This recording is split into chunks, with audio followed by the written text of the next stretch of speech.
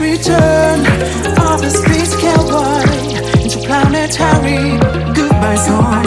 Say you're the space of Chiba, oh you and I go deeper.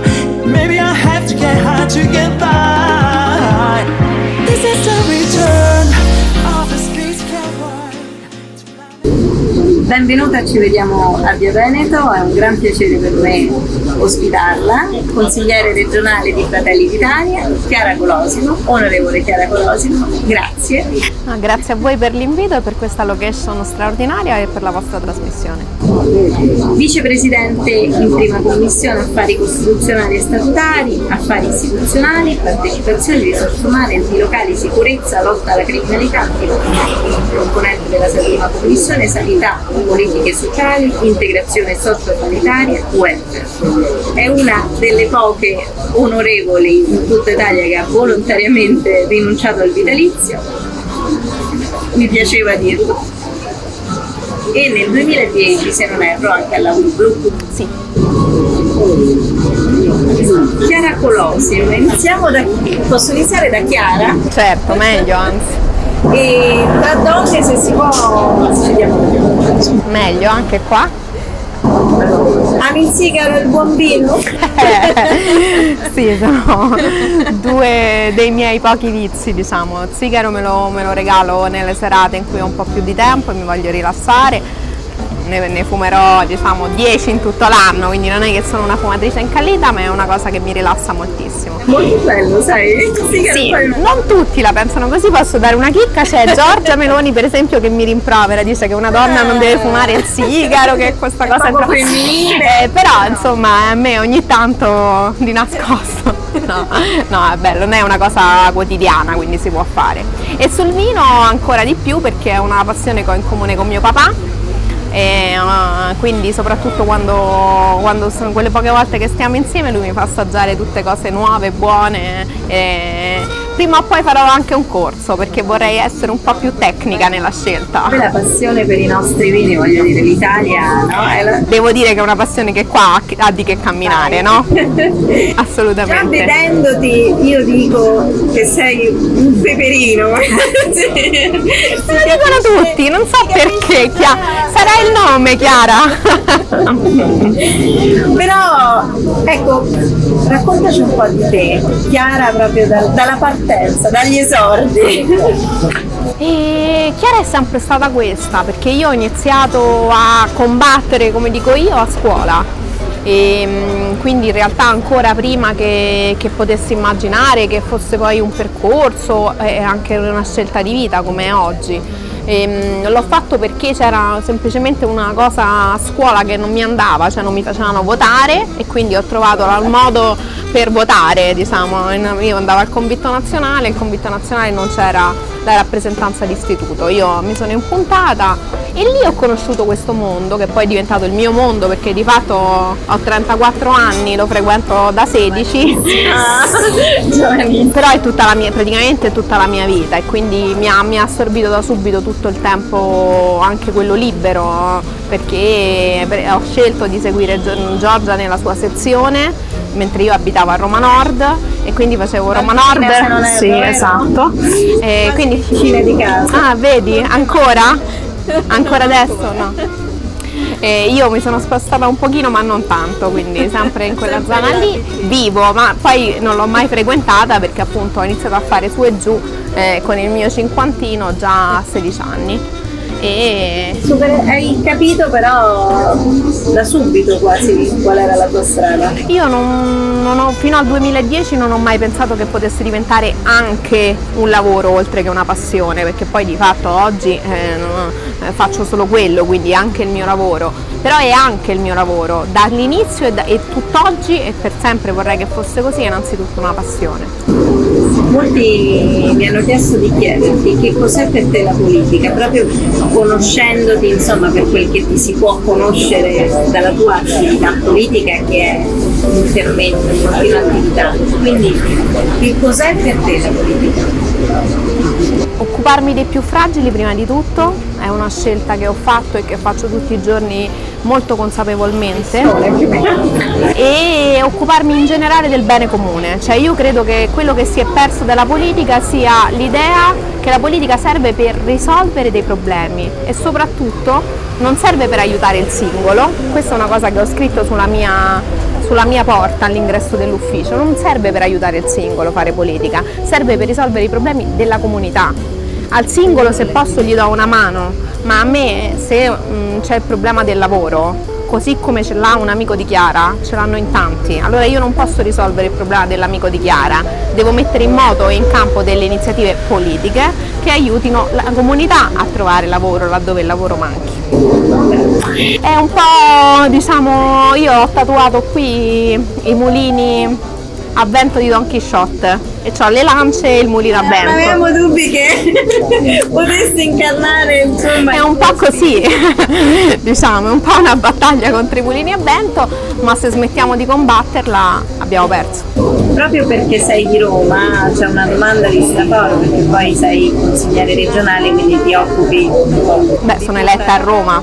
Sei eletta a Roma, infatti mi dicevano chiedi alla Colosimo che ne pensa dello stato di salute della capitale, non solo, mi faceva un esempio proprio qui intorno, dice adesso stanno sistemando tutti i fiorellini e le aiuole, però magari gli alberi non vengono potati, le luci alle mura aureliane sono 4 lampadine rotte, non vengono sostituite, non viene valorizzata quella che è una città eterna. Se chiedi che cosa ne pensa l'onorevole. Io penso che nel 2016 abbiamo perso una grande occasione, che era quella di non dare questa città in mano alla Raggi.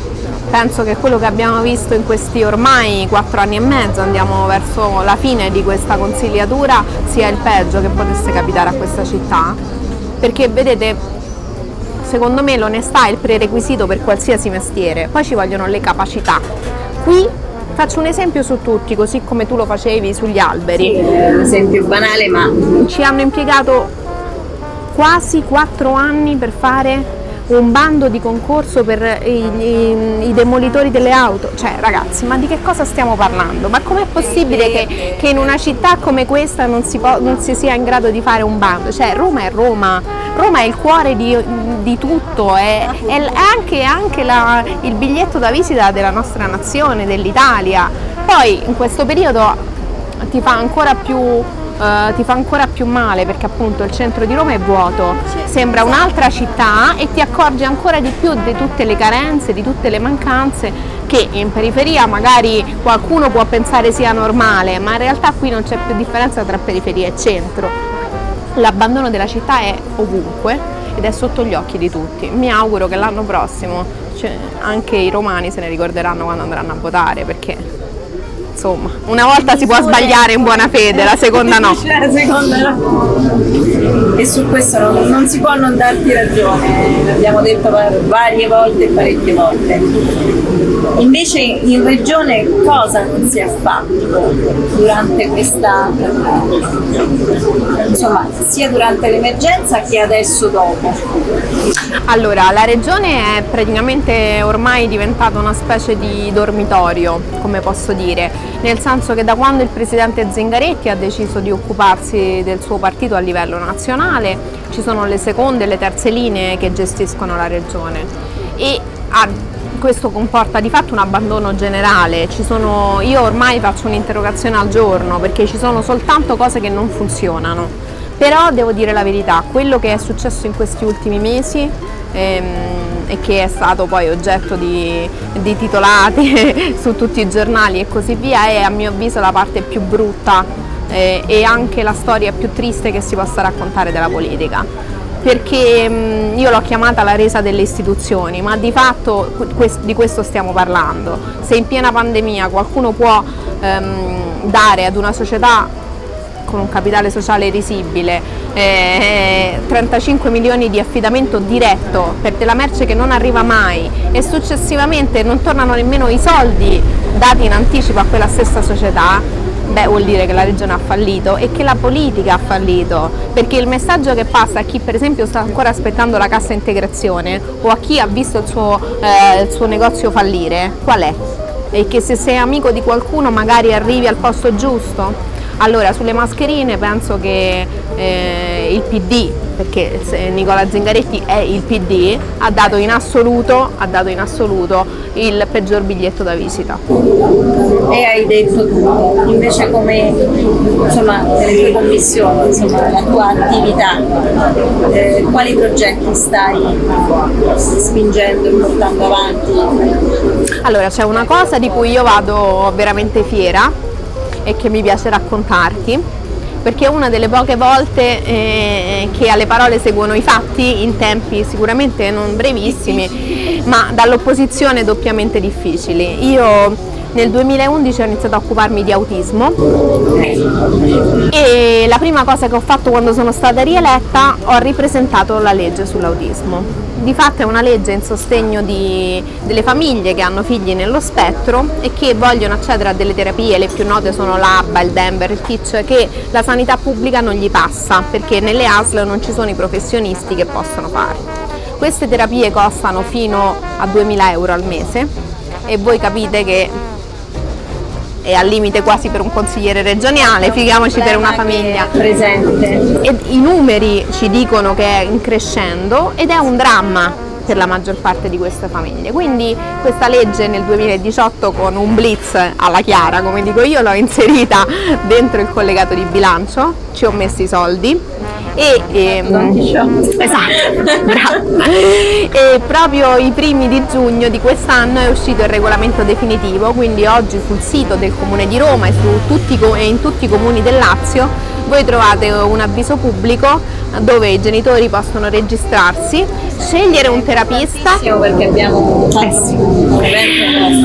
scegliere un terapista, dichiarare insomma lo stato del bambino o dei bambini, perché purtroppo spesso ci sono anche due figli nella stessa famiglia, e ricevere un rimborso per quelle terapie. Io potrei anche smettere di fare politica, nel senso che ho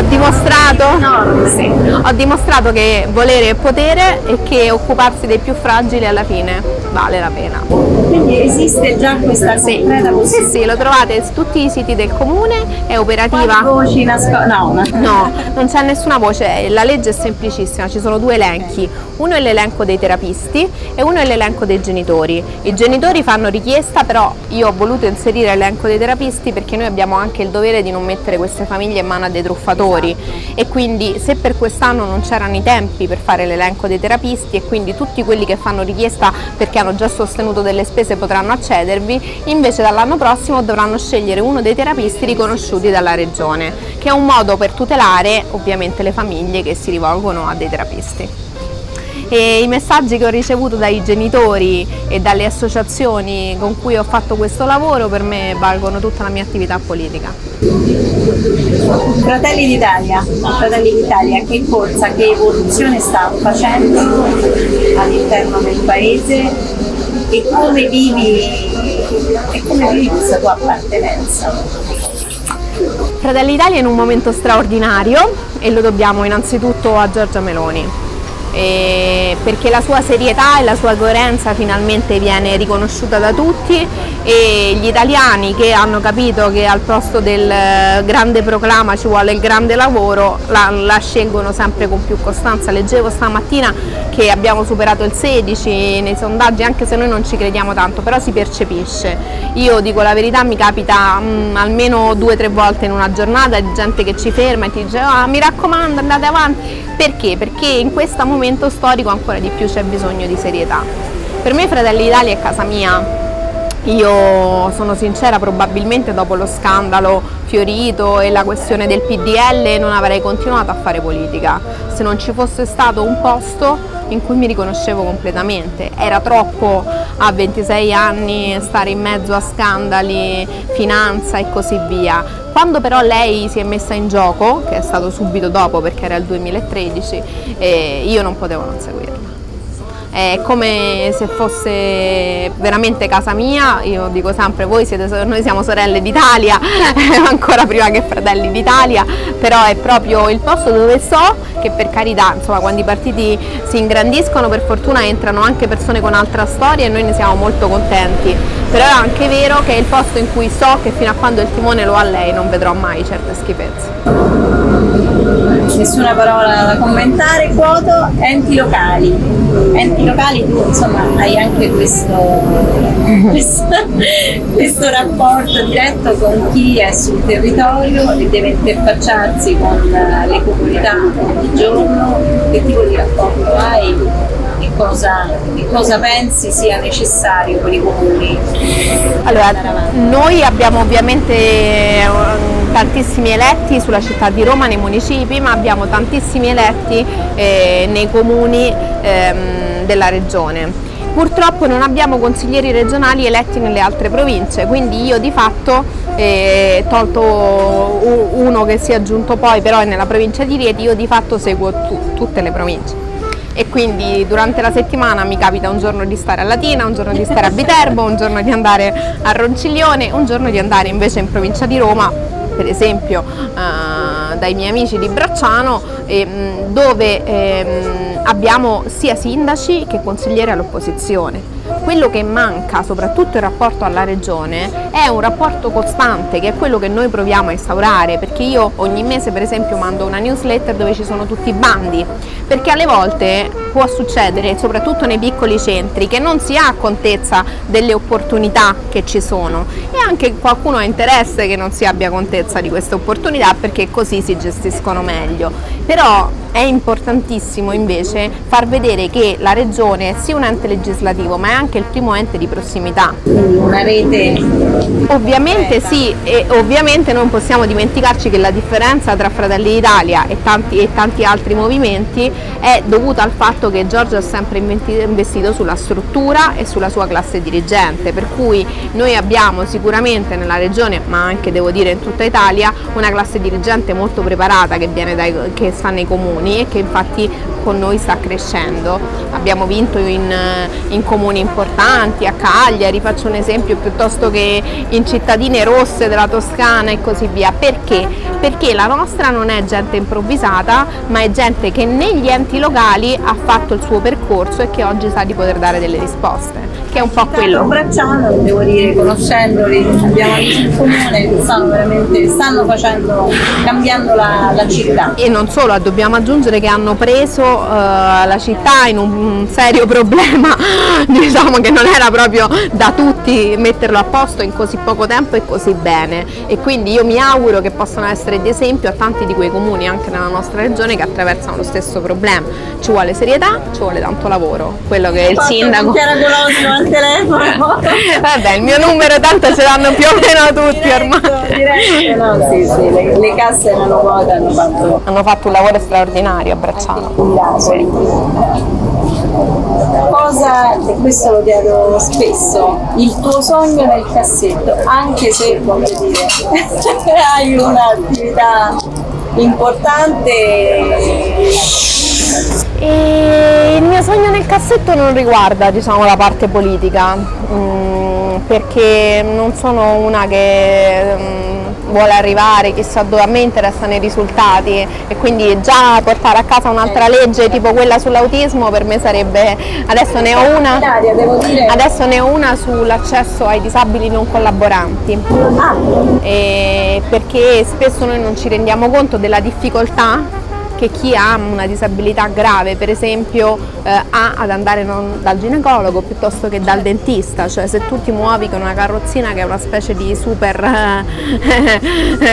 ascensore, allora questa proposta di legge, che spero vedrà la luce a settembre, prevede il fatto che ci sia un percorso semplificato, e cioè che se io per esempio, come Amina, che è una delle ragazze che seguo, che ha 36 anni, e sua mamma, sono allettata da più di 10, quando vado per controllare lo stato della mia malattia, allo stesso tempo mi danno l'appuntamento dal ginecologo, dall'oculista, dal dentista, in modo tale che Amina deve uscire di casa una volta sola e non 10. questa è una delle altre grandi battaglie. Però ripeto, sul sogno non mi fermo sulla parte politica, perché sono step by step, secondo me si raggiungono i risultati più grandi, anche se ultimamente me l'hanno detti tanti, qualcuno mi lancia a cose impossibili, però ecco, se io dovessi il terreno, faccio la vaga. Lisso con eleganza. Se dovessi, vorrei insomma avere anche la capacità, oltre che il tempo, di costruirmi una famiglia, che al momento vedo un po' lontanino, diciamo. Vorrei dimostrare che c'è già Giorgia che lo dimostra egregiamente, però vorrei dimostrare innanzitutto a me stessa che avere un impegno e svolgerlo H24 non vuol dire dover rinunciare ad essere madre. C'è una metà. Ci vediamo più bene, No, allora, devo dire che no, nel senso non c'è un rapporto stabile che mi possa permettere di vedere così lontano, sì. Poi chissà, ecco, magari lo incontriamo dopo l'intervista, no? La vita non si può mai dire.